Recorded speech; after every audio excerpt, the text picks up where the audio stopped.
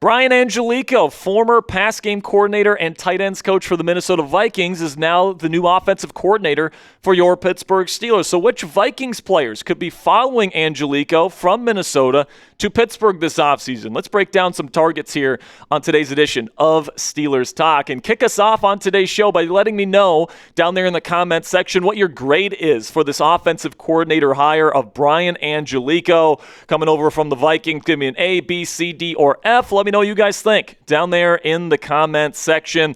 And now we can start with today's show with our first target, and this one's going to be very popular among Steelers fans, I'm sure. Jordan Addison, the Pitt Panther legend. I am going to include him on today's show as a trade target. And we'll go into the reasons here in just a second. But first, let's talk about who Jordan Addison is as a wide receiver at this point in his NFL journey. He's still only 24 years old. Okay, he's known as one of the best pure route runners in the National Football League. Won the Biletnikoff Award as the number one receiver in the nation with the Pitt Panthers, with Kenny Pickett throwing in the football back in 2021. You can make an argument Addison made Kenny Pickett a first-round pick with how much he was getting open for him during that 2021 campaign. And right now, because of a number of different incidents, let's call them, he might be falling out of favor with the Minnesota Vikings organization, and they might be looking to trade him for a certain trade price this offseason if they can get it. Now, you guys can take a look at Addison's 3-year career, and obviously his numbers have gone down throughout the course of his 3 years. He's dealt with some injuries, keep that in mind, but he went from over 900 yards in his rookie season in 2023. Then he goes to 875 in 2024. And then this year with J.J. McCarthy throwing him the football, I mean, everybody's numbers went down. I mean, Justin Jefferson barely got over 1,000 yards this year. So, that could be to be expected there. But obviously his touchdown numbers went down quite a bit. But also, once again, with J.J. McCarthy leading the offense, everybody's touchdowns numbers went down. So, Addison, in my opinion, would be Pittsburgh's ideal wide receiver, too, in terms of his skill set. All right, you've got DK Metcalf, the big, hulking presence on the outside. And then you have a smaller guy like Addison, who is a premier route runner, knows how to time his routes beautifully. He's not just running full speed all the time. He knows how to marry the timing of the concept with the route that he's running. He's got beautiful footwork. He's got really good hands. He's pretty good after the catch as well. That is the perfect complement to a guy like DK Metcalf, and of course, with him being a Pittsburgh legend already with his time with the Pitt Panthers back in 2021 being as legendary as it is, I'm sure there's a lot of Steelers fans out there that would love to see Jordan Addison back playing in Acrisure Stadium. But the thing is, when it comes to an Addison trade, is that you're going to have to pay him eventually, because his rookie contract's coming up here pretty soon. He's going to be heading into his 4th year. Now, he was a first-round pick, so you do have the option to pick up his 5th year, which is almost certainly going to happen. So you'd have 2 more years of cost-controlled contract for Jordan Addison. But then eventually, namely next offseason, he's going to want to get paid. And you'd be paying DK Metcalf as much as you're paying him, and you'd have to be paying Jordan Addison a pretty hefty sum of money as well. So you just have to keep that in mind, where if you want to go get Jordan Addison, it's not like you're going to be bringing in a big-time, expensive quarterback next offseason as well, because you're going to be paying 2 receivers big-time money at that stage. So you're going to have to draft a quarterback eventually, or maybe go with Will Howard or something like that, some sort of inexpensive quarterback option if you want to explore the Jordan Addison route. But also, he's not going to come cheap in terms of trade capital that's going to take to go get him. All right, he's still a very good player, and I'm sure Minnesota is not just going to let him go for nothing. Okay, I think that their price tag is probably going to be a 2nd-round draft pick, and that is a pretty hefty price tag there for somebody that has had some off-field issues, some speeding stuff on the highways and such, missing curfew and abroad, stuff like that. I don't think Jordan is necessarily a bad person, but he definitely has made some poor decisions off the field. And it's do you really want to spend a 2nd-round pick on a guy like that? Do you really want to give a guy like that a big contract, especially when you're already paying another guy a big contract in DK Metcalf?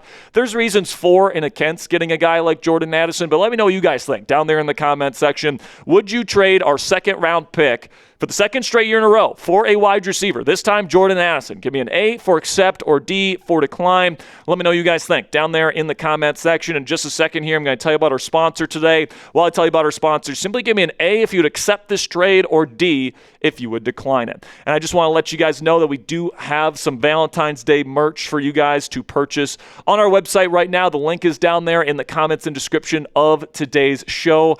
I helped design this collection for us here at Steelers Talk. It's the Married Into This collection where we've got black and white unisex sweatshirt. So whether your wife, whatever your wife's color palette is and she likes, you guys can choose black or white there.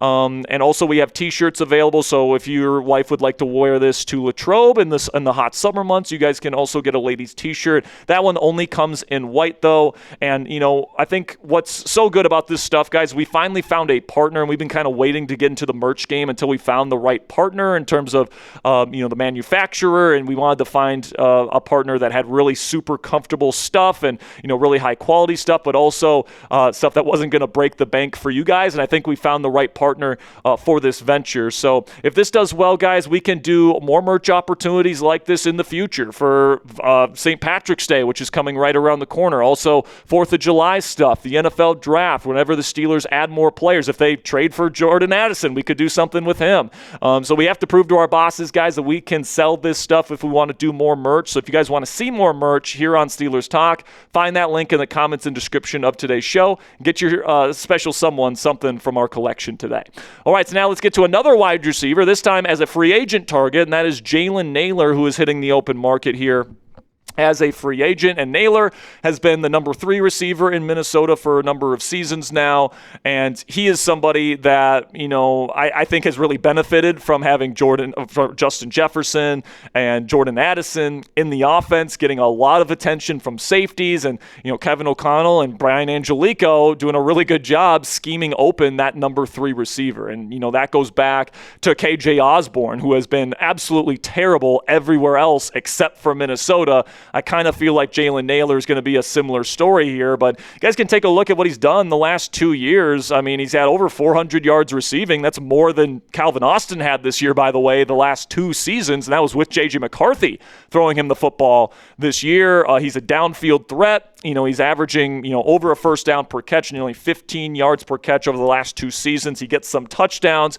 He's a decent role player for the Steelers, for the Vikings offense, or at least he has been over the last 2 years. And right now, Spotrac projects his next contract at a 1-year, $4.7 million deal. So if he wanted to come to Pittsburgh as like the wide receiver 4, somebody where if somebody gets injured, he could be a decent piece that comes in and can give you some quality time, sure. But I also think he might be the next version of KJ Osborne, where once you take him out of that Minnesota offense and JJ and Jordan Addison, can't provide cover for him anymore, it could get ugly. So honestly, I'd probably go in a different direction than Jaylen Nailor, but it's a name worth mentioning just because of the production in Brian Angelichio's offense, along with Kevin O'Connell over the last couple years. But then another wide receiver here in Rondale Moore, somebody that's dealt with pretty bad injuries, season-ending injuries the last 2 years. Super frustrating 2-year stretch for Rondale Moore, and honestly, he's never been like the most productive guy in the world. Like, he's been around that 300, low 400 yards range throughout his career when he's been able to stay healthy. He's more of a screen threat. So, if Aaron Rodgers comes back in particular, you want somebody that can run after the catch, somebody that might be able to provide you some stuff on special teams. Rondale Moore could make some sense on a really team-friendly 1-year deal or something like that. But personally, especially coming off those 2 nasty injuries that he's had the last 2 years, I would just pass on signing him at this point. Maybe you bring him in as a wide receiver 5 or 6 and you see what he can do in camp. But relying on Rondale Moore to be a nice piece for you next year, I don't think is in the cards at this point. Then we'll get away from the wide receivers here for one more Brian Angelichio offseason target, and you would have to trade for this guy most likely, and that is Aaron Jones, the running back. Now, Jones is getting up there in age. I mean, usually the running back shelf life takes you to 30 years old. He's 31. right now. And, he had a down year in Minnesota, so that's not a good combination. Over 30, off a down year, not a good combo right there. But he was drafted by Mike McCarthy in Green Bay in 2017. He's very, very good friends and very tight with Aaron Rodgers. And you guys can take a look at the trajectory of his career over the last 4 years. And you guys can see that, 2024, just 2 years ago, had over 1,100 yards rushing. That's not even counting what he does as a receiver. And he was one of the premier, West Coast style running backs that can catch passes out of the backfield. He's a really good route runner. He's got solid hands, but he can also be really good as a zone rusher as well. So last year, it just wasn't the case. Jordan Mason, I think, was probably the better pure rusher in that Vikings offense. You could see the age show up a little bit for Aaron Jones. But, obviously, I think if he becomes available, I think Aaron Rodgers would probably advocate for him quite a bit, especially if they can't get Kenny Gainwell back this year. Aaron Jones is a very similar type of running back where, Jaylen Warren would be the number one guy. And if you bring in Aaron Jones to be the number two, you could make an argument that that's a pretty decent idea. If you have to trade for Aaron Jones, I'm guessing a late day 3 pick would do the trick. Like, you could probably trade a 7th round pick and get Aaron Jones, somebody that would be a good fit for this Mike McCarthy style of offense for that really low price tag. Or, Minnesota might just end up releasing him, and that would be actually better because I think that if the Steelers trade for him, they still have got to pay him a pretty hefty sum against the cap, which I'm not really interested in doing. I would rather Minnesota release him, and then he comes to Pittsburgh on his own volition on on a close to vet minimum contract, and then we see where he's at age 31/32. But personally, guys, if I'm being 100 with you, I'd rather just bring back Kenny Gainwell, and I'd rather pay a little bit more to bring Kenny Gainwell back, who's a very similar type of back. He's a little bit smaller, but he's really good in the passing game, really good as a receiver. And, that's exactly the type of role that the Steelers need alongside of Jaylen Warren in this West Coast style of offense that Mike McCarthy wants to run here, where the passing game opens up the run game, right? So I think Gainwell's a perfect fit for us here. And as long as his contract doesn't get too pricey, I would like to see Kenny Gainwell be brought back to the Pittsburgh Steelers here in 2026. So predict it for me down there in the comment section. Will Pittsburgh bring back Kenny Gainwell this year? Give me a yes or no down there in the comment section to make this prediction for me. And then that'll be it for today's edition of Steelers Talk, guys. If you made it to the end of the video today, I want to show some love to you guys down there in the comment section. So type those real ones in all caps so I know who you are down there in the comments. And don't forget to click that subscribe button if you haven't already. We're gonna continue providing you guys high-end Steelers content all throughout the 2026 offseason every single day. So if you don't want to miss any of that, click that subscribe button if you haven't already. Till next time, guys, here we go, Steelers.